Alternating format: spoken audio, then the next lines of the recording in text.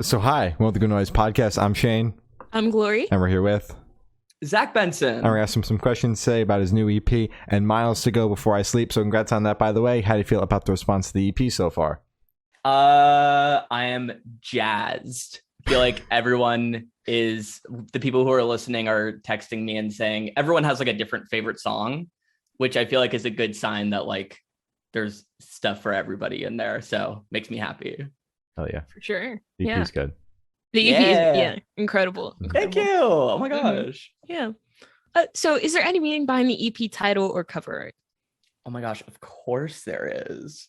When I was like probably like 15 or 16, I was like really into pop punk. That was like my entire personality was like the pizza pop punk Aussie vibes kind of situation. We all have that phase. Of course, mine was very strong. I went to a Wonder Years concert and I forget who the opening band was, but the guitarist had this tattoo that went all the way across his arm. And it was like this beautiful typewriter font. And it was "And Miles to Go Before I Sleep." And I just like was so transfixed on this tattoo and just like, I didn't know what it meant, but I was just like, that is the coolest phrase. I really like it. Yeah. And years later, I finally like Googled it and figured out it was part of this Robert Frost poem called "Stopping by Woods on a Snowy Evening." I really resonated with the poem. It's only like 16 lines, so it's weird to like try to summarize it because it's already short, but it's like just about a guy who's walking by woods on a snowy evening as one does, Of course. and sees like the darkness of the woods and is entranced by it and thinks about stopping his journey and just like walking into the woods, but decides against it. And the last two lines of the poem are "And Miles to Go Before I Sleep." And I thought that was a really pretty little metaphor for what I was going through when I was making the EP, which was, you know, pandemic vibes, feeling really sad, feeling really down. Yeah, that was pretty much the situation. And because a lot of the influences on this EP were like my Warped Tory, like pop punk kind of phase. And I learned about that line from like my Warped Tory, like pop punk phase. I thought it was a nice little like full circle moment. And all of the songs are kind of about like wanting things that are a little bit out of reach, which I think also relates to the title. So lots of full circle situations there. Oh yeah, For sure. That's awesome. Any meaning behind the cover art? I look good. That was a good ass picture. I said that's going up there. Fair enough. It's perfect. I love it. I love it. So can you tell us a little bit about your writing process for this album? Yeah. Usually when I'm making music, I start off with like the beat or the instrumental and then sort of write lyrics around it. But this round of songs, I kind of reverted back to, again, my like pop. That's going to be the phrase of the interview, is like my Warped Tory pop punk phase. And during the time I was playing in bands, we would write songs by just all of us getting together with an acoustic guitar and kind of just talking about our days and what we were going through and then making a song around that. And that is what I did for this EP. And I collaborated with a bunch of different friends in the like pop world, in the rock world. So it was a lot of collaboration, lots of starting with an acoustic guitar and working through that. And yeah, it was half of the songs were made in like my parents' basement back in Northern Virginia. And then the other half are here in Richmond, Virginia. So very Virginia based record. Sorry to hear that. Shut up. Yeah, I understand. It's okay. No, it's I love me, my Virginia. I got a little tattoo. Says, hey. Oh my God. You have Virginia on your body forever? I'm so sorry. Shane, shut up. You're literally in New Jersey. Me. Glory, New Jersey is way cooler than Virginia. I'm New not Jersey is over not. here. I'm not over here bitching that every single tour under the sun doesn't hit within 100 miles of me. Shut up. I don't need this right now. The way that's so true, though. Yeah. It is. Yeah. Every single time Glory's like, God damn it, this tour isn't coming near me. I'm like, yeah, it's hitting within my like 100 miles 4 times. And I'm going to all 4 like this, Glory. It's ridiculous. It's ridiculous. We're moving on. I'm so jealous. Yeah. No. Okay. We're done. We're done. We're done. Um, so, what is your favorite lyric off this EP, and what is the meaning behind it? Oh my goodness. Let me think for a second. I am really, it's not the most meaningful, but it's the one that I smile every time I hear it. It's from Scorpio, which is like the punk track on it. And it was really me just like airing out all my grievances of people assuming things about me when I tell them I'm a Scorpio. Mm-hmm. First of all, everybody like grimaces whenever I say it. And I'm like, I can't control that. Sorry. Yeah. Anyways, I think the best line off of that is what's it called? It's like that little breakdown thing where I go, Mom, what time was I born again? Because I have had that conversation with my mother several times now, and I still do not remember what time I was born. Fair enough. Fair. Every time she says it, I'm like, I still don't know. So, Yeah. Nice. As a Scorpio, I agree. I do not get the hate. what is up with I that? don't get it. Also, for some reason, the number one thing people say all the time is just like, oh, you're a Scorpio, so you must be like horny. Huh? I just met you. I met you 4 seconds ago. Exactly. Yeah. I'm like, we're not talking about this. No. Sorry. Too early. Too early. Exactly. Oh, yeah. It's bad. Oh my God. So where was your headspace at while you're writing the CP? Ooh, I was emo as hell, girl. Sounds like it. I started it. So the first song that was like the catalyst for the full thing was I Hate Him Too, which was written in like April of last year, maybe like end of March. And the reason that song came to be was because from like January until March, I was so just like in a writer's block space, not creative, not feeling good. And my friend Brandon Gorman, who plays in a band called Wild Love, who y'all should definitely plug. I love Wild Love, great band. Hit me up and was like, do you want to try to write a song together? And I was straight up just like, I'm not feeling creative, but if you just want to get together and hang out, I'm also down for it. And we ended up writing a song for his band and then a song for me, which was I Hate Him Too. And that sort of kind of inspired the whole creative process. And it made me just hit up every single person that I love on twitter.com in the music world to be like, please write a song with me. And that's how like Z Machine got involved with Panic at the House Show, who plug. I love Z Machine, great musician. It's how my friend Bex from the UK helped me write Bored. And then Brandon also helped me write Brooklyn Bridge. So lots of collabs on this one. Yeah. That's very awesome. much a moment. Yeah. So how do you recommend your fans to listen to this EP for the first time? Should they play in the car with friends, talk with headphones on? Should they blast at a party? What do you personally recommend? I am of the opinion that you can listen to it however your little heart desires. Because I think the first time you experience it, I don't think it's going to hit you all the way. For some reason, my favorite songs have always just like randomly hit me in like a pivotal moment when I'm like not expecting it. So I would just say add it to a playlist, listen to it however you please, keep it going. And then maybe one day you'll just be like driving, looking at a beautiful sunset and like Brooklyn Bridge will come on or like Bored will come on and you'll like be like, this is a great moment with a great song. So however it hits you, I approve. Just listen to it 24/7. Never turn it off. Agree. As long as you are listening to it and giving me that streaming revenue. Oh yeah. So you can cash out that distro kid for the whole $10. I know. I need my 0.22000 cents in my life. Yeah. Hell yeah. So this question should be super, super quick. Off the top of your head, I want you to describe this EP for new listeners in 3 words, no more, no less. Whew. We're going to go emo-ish. Okay. All right. We're going to go bouncy. Okay. Some of these songs make you want to bounce. Yeah. And I'm also going to say joyous. There's a lot of joy here. Okay. Perfect. Right. So is there a certain feeling or emotion you want this EP to invoke in your listeners?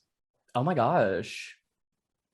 A little bit of nostalgia in there. I would say that. I hope you listen to it and think about something from your past that brings you joy, something that you haven't thought about in a long time. That happened to me several times. I was writing the song and then I was like, what does this song remind me of? And then I went back and listened to a band that I hadn't listened to in like 10 years. And that was just like a very fun thing that happened. Like with I Hate Him Too, I was listening to it and I was like, why does this song remind me of like some Motion City soundtrack? And then went back and was like, I love Motion City soundtrack. Like forgot all about that. Yeah. So I would say that is the case.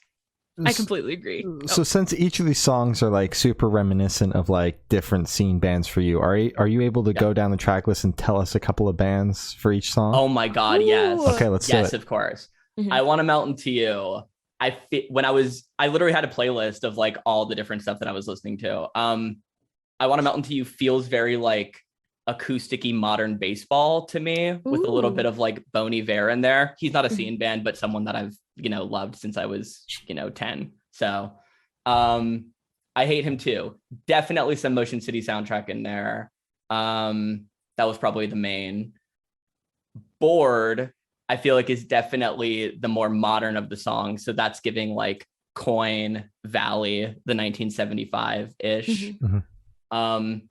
Crowd, that one's modern as well. I feel like that one's more like anything that has a vocoder on it. Yeah. Okay. Fair enough. Period. Panic at the House Show, that's so 1975 Muna. Let's see. Brooklyn Bridge is so Taylor Swift, Phoebe Bridgers. Again, I'm not naming any scene bands right now, as I went on this whole rant about how much I love scene bands and then nothing came up. However, when we got to Scorpio, Baby, that's Turnstile. Baby, that's the Scott Pilgrim soundtrack in its entirety. Such a good soundtrack, yeah. That's like Le Tigre and Bikini Kill and all of that. Just like, and like Law Dispute for some reason. Okay. Like I was listening and I was just kind of like, this is giving me some like King Park shit right here in like a way less serious way. Just like you take King Park and take out any of the things that make you feel negative emotions. So the entire song, but okay. All right. Love it. That's perfect. Thank you. Of course. So what is your favorite memory that you made while creating this EP? Ooh, I would say just the songwriting sessions. Brandon from Wild Love, who wrote I Hate Him Too and Brooklyn Bridge with me. We used to play in that band together. I was a drummer in Wild Love when they were based out of Northern Virginia, and they lost their drummer because he broke his arm. So we were already close from that. And then it was a situation where like we hadn't really talked for a little while. And just getting back to like songwriting with him made me feel all nostalgic and warm. And now we're hanging out and now we have like shows planned in the future. The spoiler alert, we're doing a little 3-day tour moment. And oh my God. I'm very, very excited because like when I was a senior in high school, they were a band, I think a year older than me. And I was like obsessed with them. They were like, I was such a fangirl. Then their drummer broke their arm and they were like, do you want to drum? And I was like, I passed away. Oh my God. Absolutely. Yeah. Great. Yeah. So, yeah, big Wild Love stan, and getting to write with them again was just a moment. And it's the same with like all the other co-writers on it. Z Machine I've been a fan of for a long time. And Bex, I literally just recently met, but she's like this really incredible UK like indie pop singer-songwriter. Just makes the coolest music. She just sent me like parts of her EP today to be like, could you critique this? And I was just in Starbucks, like in my own little world, enjoying it. Yeah, so, the main character. It was a very main character moment. So yeah, just co-writing with other people made me feel some kind of way. Is the plan to keep co-writing? Because I know you already posted you're working on the next project. Oh yeah. I love producing for other people. I love co-writing with other people. It's so much fun, and it's just like alleviates the pressure of releasing your own music. Because even though you have a tie to it, like you don't have to like worry that it's gonna do super well, and you don't have to worry that like all these different things. You just get to make music, and then someone else gets to deal with it, you know? Yeah. And yeah, like I love doing all of that. It's super incredibly incredibly fun. And yeah, over the weekend, I've already started like working on more music just because I felt very inspired after releasing this. I'm like, all right, what's up? Let's go. Yeah, that's so exciting. I'm very excited to hear and see what you're planning. We'll see what's up. It'll be cool. Ooh. So for this question, I want you to picture you're on tour. You're at a gas station for a rest stop. You're going in. What is your snack of choice? I'm pretty sure we asked you this last time, so I hope your answer change it. I was about to say during the Pulses thing, we were talking about Red Bull because everyone had the different like Red Bull preferences, which is still crazy to me. I didn't even know that was a thing. When I walk into a convenience store, it's like one of the drink fridges is just all different flavors of Red Bull. What? I just have the one. Yeah. Well, that's because you guys live in Virginia. Oh, wait. Hello, I gotta go. Sorry. That's still my answer. It's still Red Bull. It's still probably. Oh no, I'm a salty guy more than I am a sweet guy. So a little bag of chips. Ooh, what flavor? I like to switch it up. You know, whatever I'm in the mood for. Some jalapeno one day, regular another day, salt and vinegar another day. Like whatever the case. I'm unpredictable. I'm crazy. So. Oh my god. Yeah. I know. Since you love to switch things up so much, have you ever had Lay's dill pickle chips? Yes. Well, not the Lay's, but I've had the Trader Joe's brand dill pickle chips. Let me tell you, they're okay. The Lay's ones, I fuck with those. You gotta go find those if you're gonna find them in your hell state over there. Okay, dude, shut up, dude. Damn. I'm going in. He's never this much of a Virginia hater. I think it's because there are two of us. Yeah, it's easier when there's two people and one of them we're interviewing. Swear up. I'm ready. This is awful. You'll have to get out of there first. Say it to my face.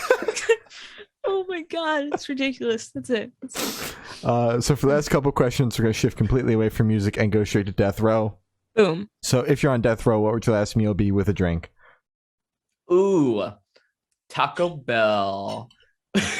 Fiesta veggie burrito.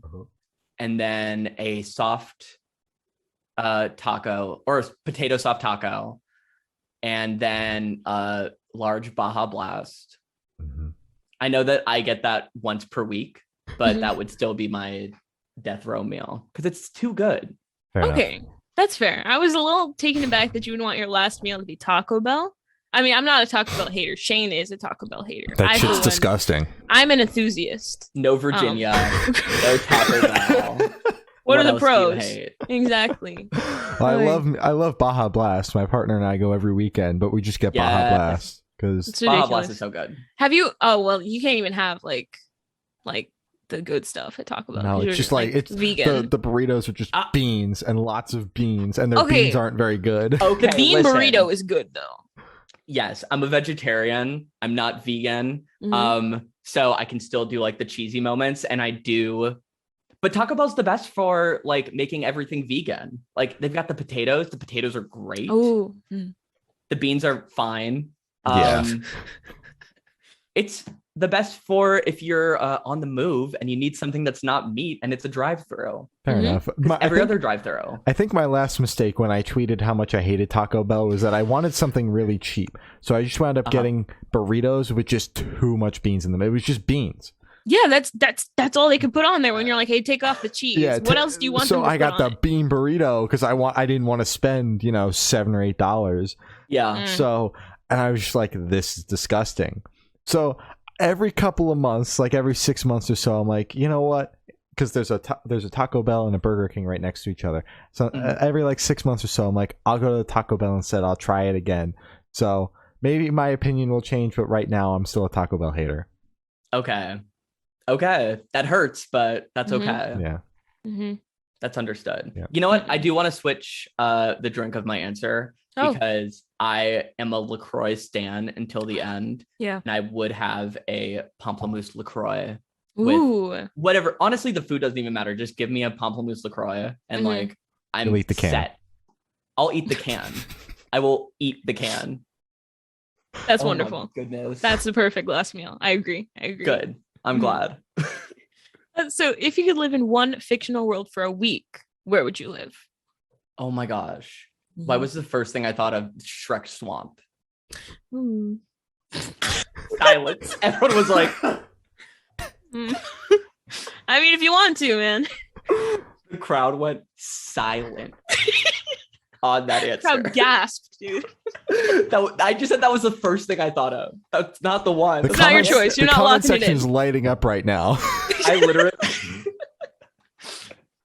the way that I kind of said it just to like get a feeler, and you know what I got? I got a feeler. Yeah. And the feeler was that's the wrong answer. Wrong answer. Just say like Harry Potter or some shit. Like, We've been rewatching the Harry Potters, and I will say that Harry, I don't like as a character. I think he's an entitled little shit, and I don't appreciate him. Yeah. Real ones love Ron. Ron's what a slapper. Mrs. Right? Weasley, great mother. Exactly. That entire family is amazing. Yeah. Love. Hermione, they painted her to be way more annoying than she should have been in the first few movies. Not a huge fan. Yeah, she's a know-it-all. Just like, okay, shut up, we get it. You but studied. like no redeeming qualities. No, Like, she's just smart. That's it. not even a way where she's like smart, but she is like mean to people who don't know the answers to things. She's very condescending. Very condescending. Just like, dude, okay, we're 12. Give it a break. Yeah. Give it a break. I did find myself kind of being like, is Hagrid hot? I think he is. Oh, you should have kept that to yourself. Zach. this is why when you say you're a Scorpio, the first thing they say, "Are you horny?" Not even no. Hagrid? Yes. I wanted to The give hairy him dude. I wanted to give him such a big hug. I was like, you look so comfy.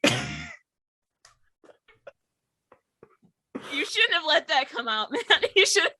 So my answer is Shrek Swamp again. We'll take that. I'll take that. Just FYI. Okay, all right.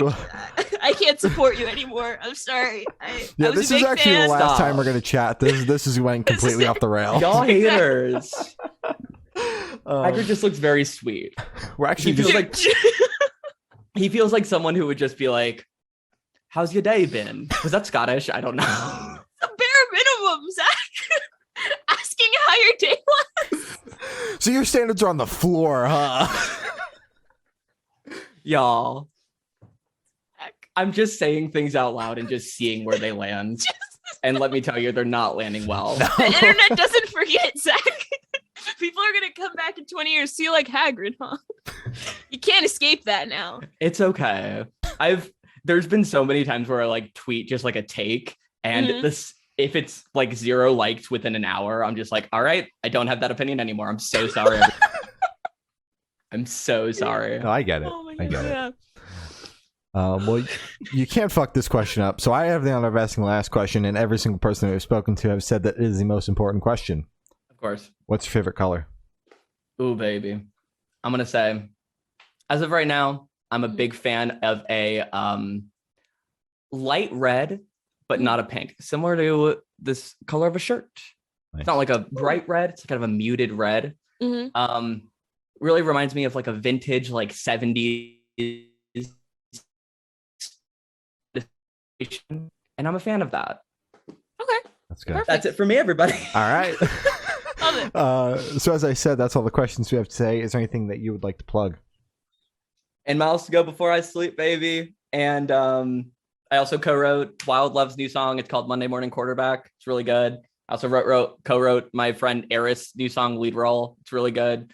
And I don't know. I'm going to the beach this weekend. I'll see you there, everybody. Virginia Beach? No, going to Outer Banks, North Carolina, baby. Ooh, have fun. Yeah, I'm gonna try my best. Thank you. All right. Well, thank you for now. This has been Zach Benson, and we have been the Good Noise Podcast.